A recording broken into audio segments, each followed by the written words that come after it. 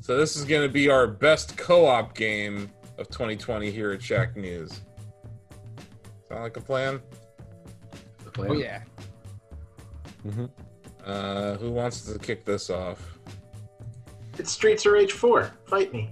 Okay. It's not even like close. Streets of Rage 4 I will not fight you because I want to cooperate with you. Yeah, we want to fight with you. That's the whole thing. Yeah, don't you want us to fight with you? Well, it depends on if you have it on game mode A or game mode B and friendly fire is on. Oh no, never game mode B.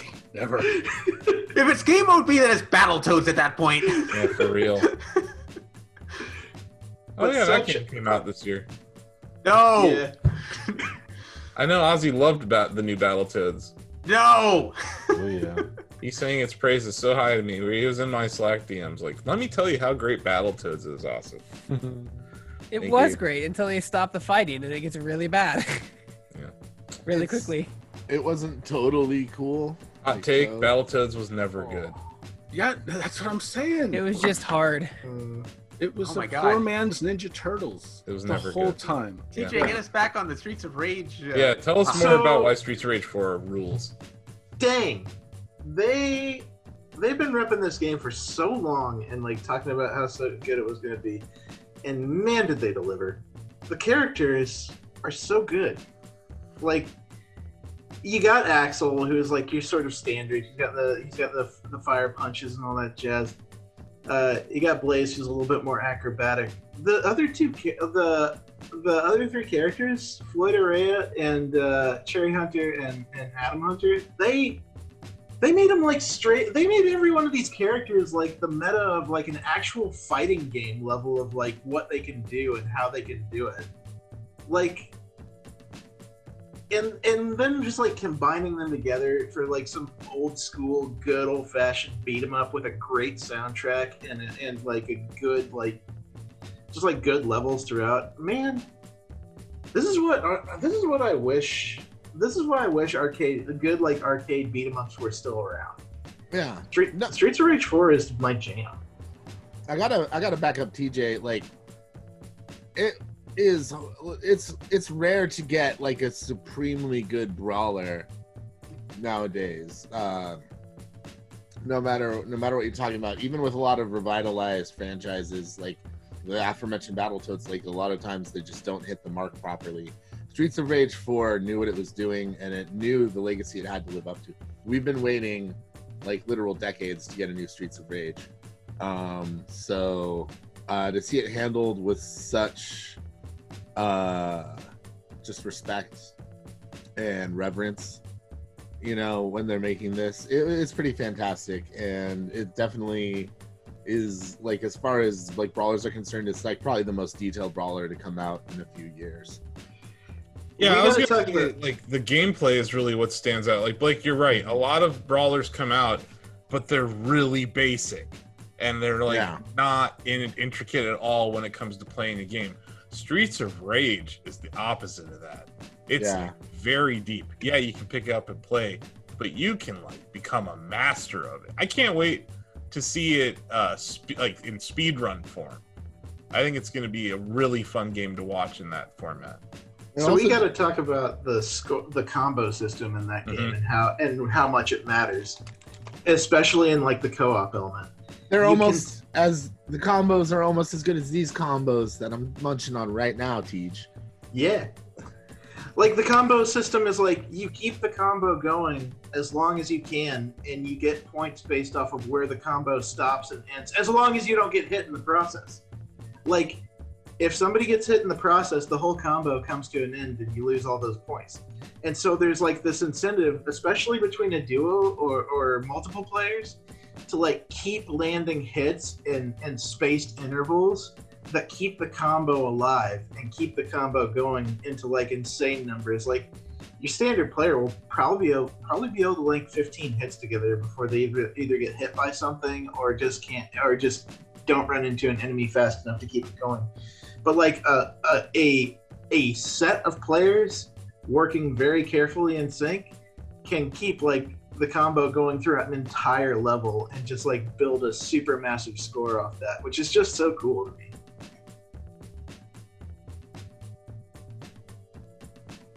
No, I actually played co-op with you, TJ. Yeah, we racked up some badass moments in that. And that's another thing. Badass moments cannot be denied. So yeah. I really enjoyed Streets of Rage 4, but I would like to add that they made the king of all bonehead moves of 2020 and locked the online co-op to 2 players instead of 4. And it's just really stupid. Yeah, that's terrible. Damn. There is an exception on the Steam version of the game that it supports remote play, so you can play the offline co-op online with friends, but that throws away all the other versions, and they're not interplayable with each other, which I could forgive that if they would at least allow a full group, but that was a real letdown for me. I agree.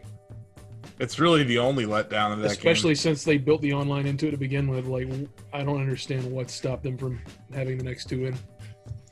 Yeah, like local 4-player versus online 2-player. I don't know that I understand why the limitation on the online. I guess it's probably because they were concerned about, because it is like peer-to-peer connection, I do believe, in that game. They don't have like dedicated servers for it. So I guess they were concerned that putting 4 connections together for a peer-to-peer system would just cause way too much jarring in the combat. For a dev of their size, too, to add any online play is still a big deal. You know, they could have shipped this without it entirely and made it a couch co-op game. Man, it probably would have been easier. You know what game did have 4 players though online co-op? What game? Marvel's Avengers, and it is so great, man. When you get flowing with like a 4-player team, that's where that game really shines, and that's why it's a shame that there's so few people in its lobby too. Now, we have been in 4-player games. This is best co-op. But the issue I have against Marvel's Avengers is it takes a while to get going, and even once you try and get in, like it will randomly kick one of you out. I mean, when was the last time you played it though? Because a lot of that stuff's been cleaned up. I hope that's the case, because we're gonna play it again soon for Kate Bishop. I hope. Yeah, no, the last time I played it was last month when they incentivized everybody to come back and try it again. And honestly, like a lot of those like drop in, drop out issues had been gone well before then. I haven't played it since I dropped in to get my stuff, but they definitely worked on cleaning it up. I think like because like we're talking about, we played it like before it even came out, and like we were having issues, you know. Yeah. Like it's definitely gotten better since then, since launch. So, but I mean, I don't know if you guys would agree with me or not, but I find like being able to like smash a bunch of stuff up and kind of play like a tank role as like the Hulk while I get support from like Kamala Khan or, you know, Iron Man, and like, you know, somebody is also beating somebody up like as like Captain America or something. Not only did I think that like the party system functioned really well, like no matter what combination of superheroes you went with, it's also just fucking cool, man. It's cool to like be in that mode and like be an Avenger and like beat up a bunch of like AIM or Hydra agents or whoever you're fighting at the time. Like I feel like it really nailed that experience with the co-op, and I think that's a hard thing to do, and I feel it needs more recognition than it's getting for accomplishing that. Like no matter what you think of the game, the combat system and the way that they've implemented it into a multiplayer system is superb. It really is. And I mean, these are the people that did combat for God of War too, you know, like they're no slouches. Like they made it feel good to be the Hulk, they made it feel good to be Thor, and they made it feel differently, and they made it all function together so smoothly. It's really noteworthy to me personally.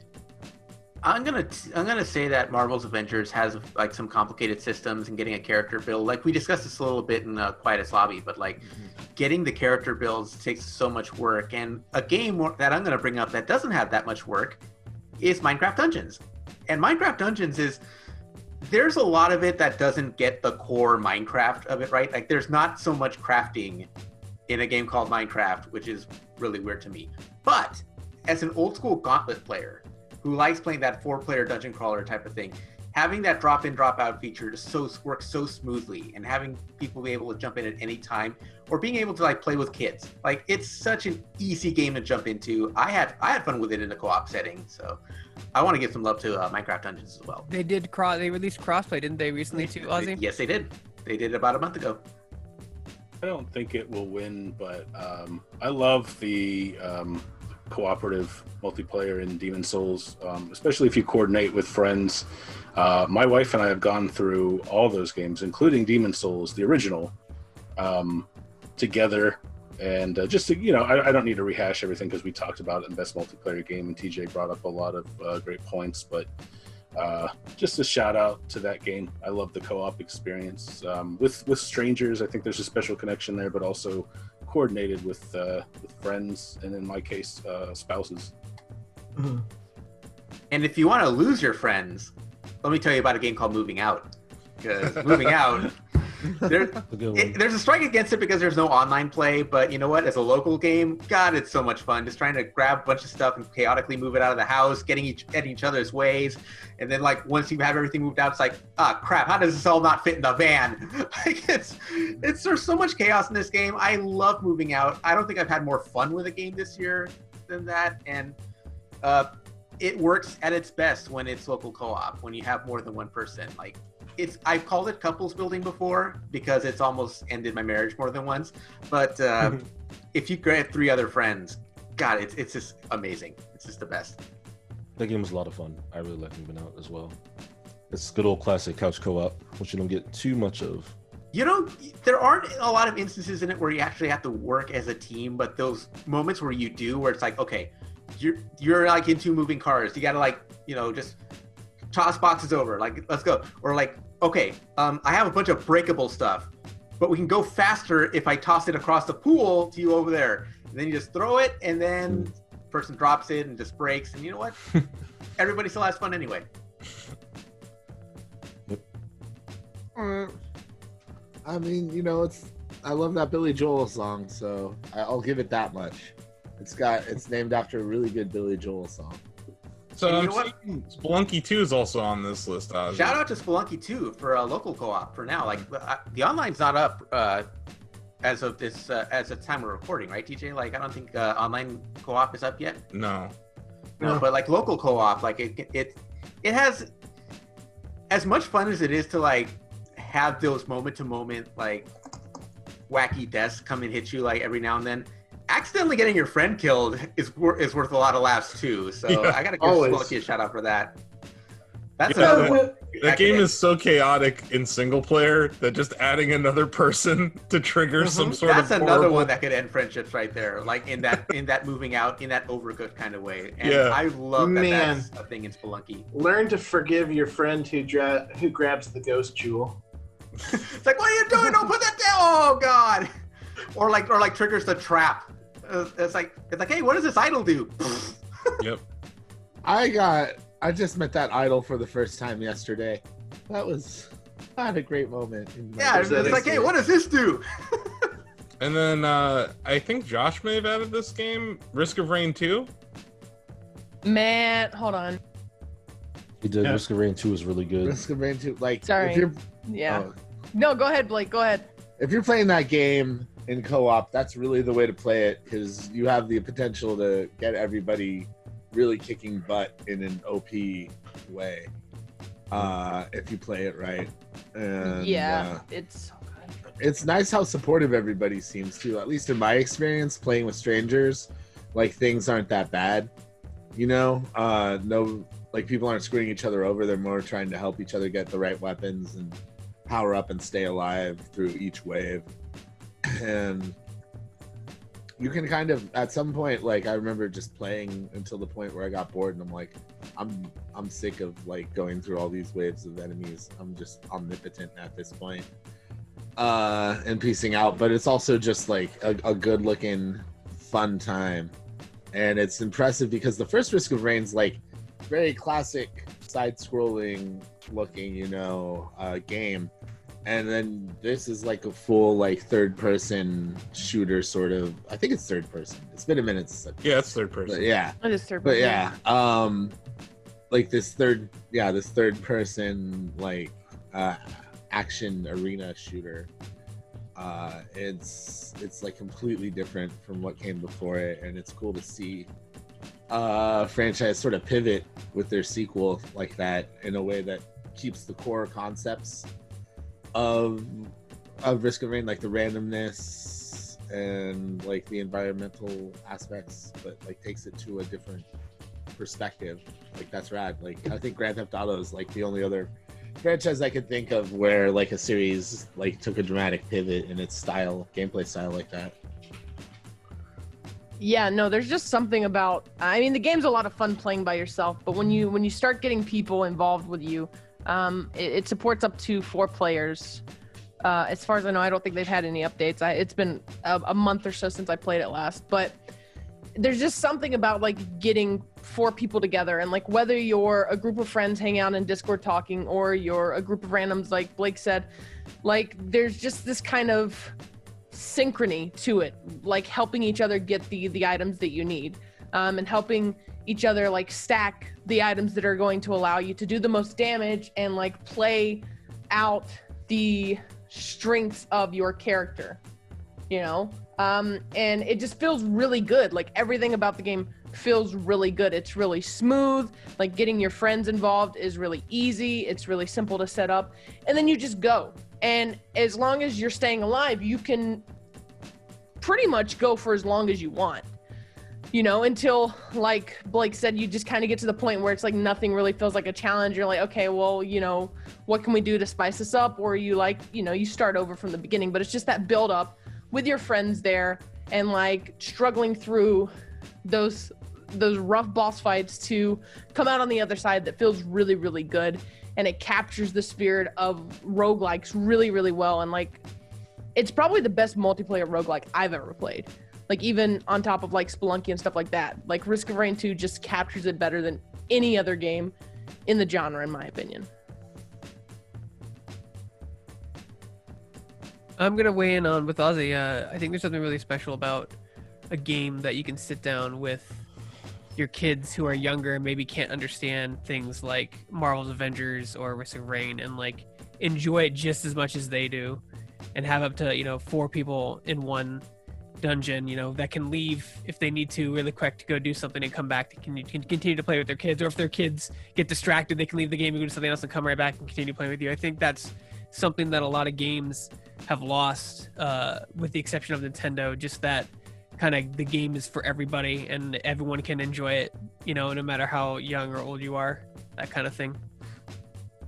Well, I don't know. Maybe your dumb imaginary kids can't play Marvel's Avengers, but my imaginary kid's a prodigy, apparently. Because they don't have any problem playing Avengers. I've played the game with Trevor and his kids, and I've also seen my nephews play it as well. And this is really with their dad, and their dad really doesn't like to play any games with them, and he was playing with that one, which was kind of fun. And I'm happy that they're getting more content, because it looked for a while though that they were just going to do the 2 expansions and just call it a day. But no, they're actually going to do more stuff with it. So cool, good on them. Because I remember at E3 they were saying, I was like, "Are you planning to update this game regularly?" And they go, "Yeah, as Minecraft itself gets updated, we're going to update dungeons the same way." So hopefully that'll be around for a long time, because that's a fun game, even in spite of its shortcomings. It's just, you know, finally Microsoft doing something with that IP. You know, they spent all that money on it, and it's actually a decent game. Yo, all right. Well, is that everything? Anyone else have any other nominations for best co-op game? Yeah, I wanted to throw out Journey to the Savage Planet. Bring everyone's attention to that one there. Often games that are released so early in the year can be easy to overlook. And it was one of the first games that I played this year, one of the first that I reviewed, and it's kind of stuck with me. It's just a really charming and quirky experience that I could play co-op. It's a Metroidvania style game, so you're exploring, you're unlocking abilities, you're retracing your steps and going back and finding new areas. There's like collectibles. The story's quite cute, and it's just one of those kind of fun experiences. And speaking to the, you know, Microsoft doing something with an IP. Journey to the Savage Planet is like a brand new IP from a small team, and I think it deserves some recognition. And I think Greg, you may have played a little bit of it as well. I played the whole thing. I played through it after you reviewed it. I played the whole thing, and I loved it. I thought it was a great game on its own right. I didn't try any of the co-op, but like I definitely played like it's Metroid Prime reskinned with a humorous overtone. I think it was Typhoon Studios that developed it, and they've been acquired by Google Stadia. Oh. No Metroid Prime. That's a Talk about a journey to a savage planet. Look, is Fred Savage in this game? No. Is there any music by Savage Garden? No. All right, forget about it then. No, it's actually a very good game. No, I know. It's endorsed by the family of Randy Savage, though. Yeah, dig it. Nice. Let's vote. What do you say? I would like to make an argument for a game, please, sir. Okay, fine. Hey. Yeah, Deep Rock Galactic is the co-op game of the year. Oh, okay. The rest of you guys are boners. Did that come out this year, though? Did it come out? 100% did. It's been in early access prior to this year. Yeah, it was released in the summer. Like several years. It was long. So this is a mix. Oh, go ahead. It does have a lot of beard options, if I recall. There are an absurd amount of beard options. We'll get to that. It's kind of a mix of Left 4 Dead and Helldivers, and pick any random game that you know of with terrain deformation or destruction, Minecraft, Astroneer, or whatever else. Basically, the setup is there's a cartoonishly evil conglomerate space mining company that they only hire dwarves for their contracts, and you and up to 3 of your friends who are exclusively dwarven just drop into these missions where you are assigned a certain mineral to find, or set of minerals or items in fully procedurally generated planets that you drill down into. And you're given the task to find these minerals, but it's not super easy, otherwise they wouldn't waste all of our dwarf resource to get it. It's dangerous because they're fucking space bugs everywhere. You don't know where they're coming from. They may pop out of the wall like aliens. So it's always, something scary. But there's 4 classes in the game, 4 different types of dwarves. They each are, divided from each other. They serve their own purpose. You got the driller, who is kind of the person that can make pathways and new caves when you don't have it there, or when things get dicey. They start with an assault rifle, kind of as their base gun. You've also got the engineer, which can build turrets or set up defensive stuff for the team. They start with a base shotgun. They also have a special gun that shoots terrain onto sides of walls or whatever, that makes new platforms that they or their teammates can grab onto to try to work their way through the areas. There's also a scout class, which has a hook shot, which lets them get all around to wild spots, either up above, below, or go across huge areas. And they light up the inside of the cave. Since you're deep inside of a planet, shit's always pitch black. You can't see anything going on without flares, so that's pretty helpful. They can also set up zip lines that let you cross places to get from a ground to a high spot, or crossing big areas. Then you have the gunner, which has a minigun, which kind of used to protect the other classes, has the most firepower. But they also can drop down this special thing that throws a shield to a downed teammate that gives them a few seconds to revive somebody should they get knocked down. And the whole thing is just, it's like a shot of cocaine up your butt when it comes to fun. Digging through the ground is fun. Shooting things is fun because the gunplay is great. You never know where things are coming from. There's multiple different types of enemies. Chris, what is this game called again? Deep Rock Galactic. Mm-hmm. And the other part is you buy it and that's it. There's no microtransactions. Everything you go, like every class. Yeah, that one just came out of early access this year. Yes, there's multiple weapon types for every slot that there is, a different dwarf, and you can level these weapons up to get additions to them, improvements that go over time. They may offer up different things. There's also skill trees for each one. They can open up different styles of play. Yep. And then you also have the option during these missions, you can do what you're supposed to do in the mission, but there's also a chance hidden somewhere in the dirt or rocks or wherever you go, different types of minerals that the game keeps track of, and these can be used to go after cosmetics, to get yourself hundreds of different types of beards, hats, or whatever you do. And then when you finish a mission, you have to go back to your base and buy beers and get wasted and dance in the jukebox with your dwarf friends.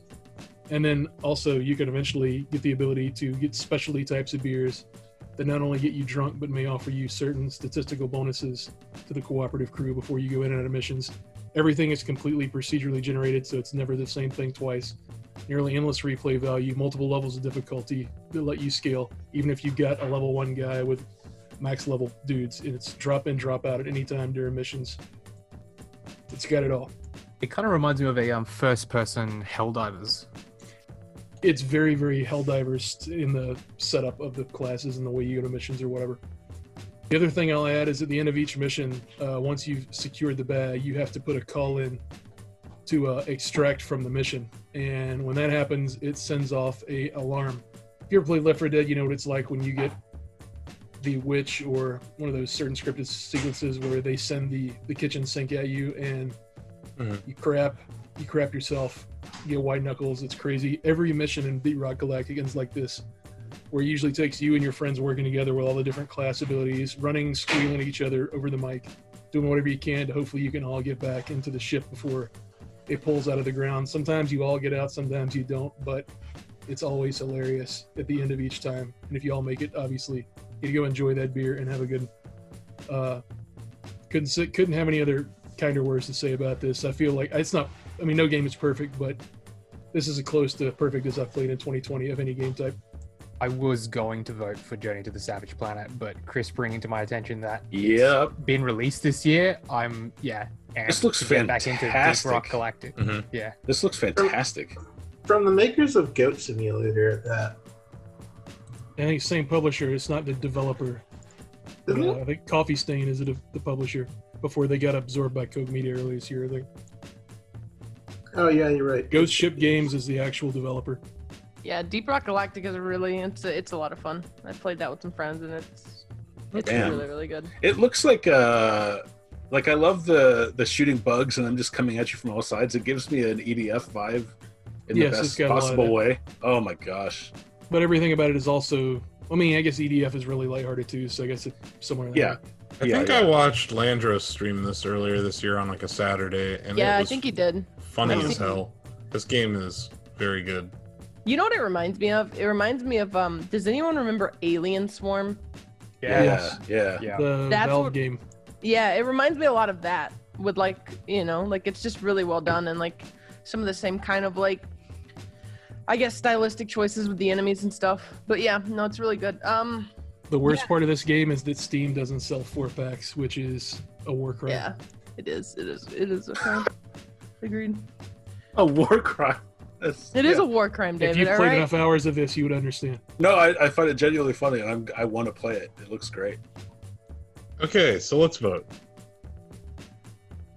Throw me down for Deep Rock. Absolutely. You're now on Deep Rock? I am absolutely on Deep Rock, yeah. Chris stirred my soul. Deep Rock Galactic. It's also available through Game Pass. Ooh. Just throw that one out there. What? There you go. There you go. Is it on Game Pass Ultimate?